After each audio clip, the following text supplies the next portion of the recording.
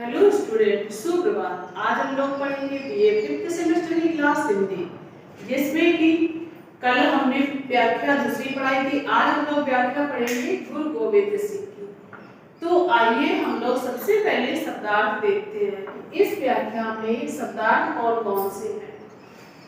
तो देव माने देना, शिवा माने शिवजी, वर माने वर, मोहि माने मुझे, यह माने इस प्रकार से, शुभ माने शुभ, कर्मन माने कर्म, कबहू माने कबहू, डरो माने जायना, ना माने ना, डरो माने डर, अरि माने कभी, जाई माने जाई, लड़ो माने लड़ाई, निश्चय माने निश्चय करके, अरि माने फिर, करी माने कर, जीत माने जीत, करो माने करो।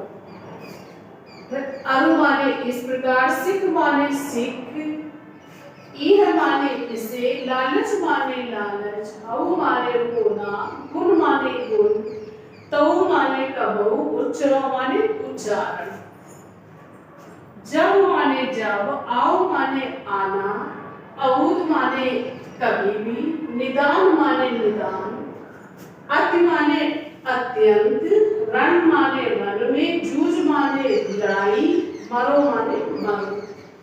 तो इसके हम लोगों ने शब्दार्थ देखे। अब हम लोग लिखते हैं इसका संदर्भ।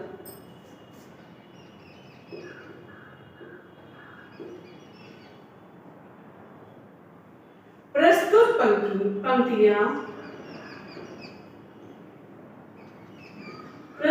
पंक्तियां हमारी पाठ्य पुस्तक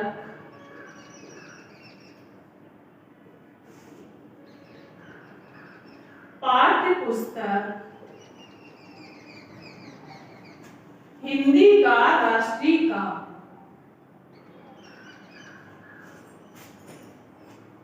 हिंदी का राष्ट्रीय काव्य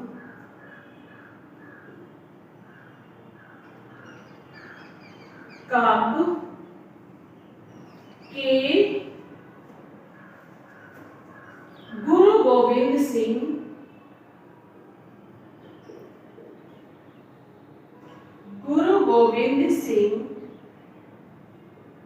से लिया गया है। तो इस प्रकार से हम लोग इस व्याख्या को पढ़ते हैं। अब अगली व्याख्या में हम लोग दूसरे पढ़ेंगे। अब देखते हैं हम लोग इसकी व्याख्या।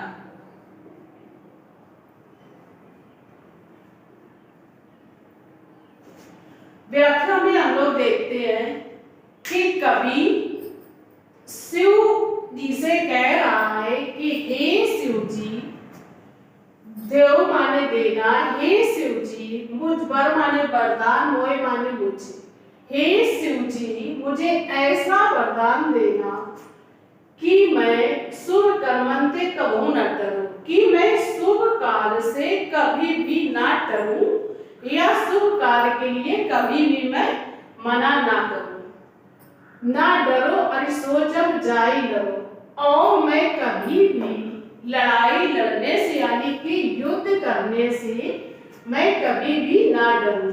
निश्चय अरे कर अपनी जीत करो, और मैं अगर रणभूमि में जाऊं तो वहां अपनी निश्चय जीत करके वापस आऊं।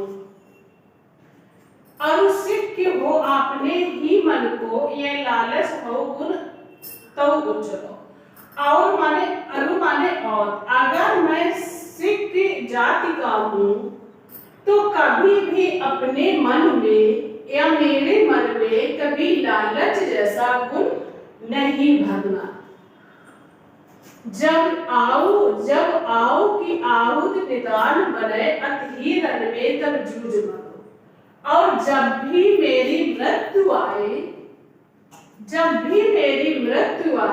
या मेरे प्राण त्यागने के लिए जाए, तो मैं ऐसा सोचता हूं मैं जब भी मरूं तो रणभूमि में युद्ध करके ही मरूं या लड़ाई करके ही मैं मरूं।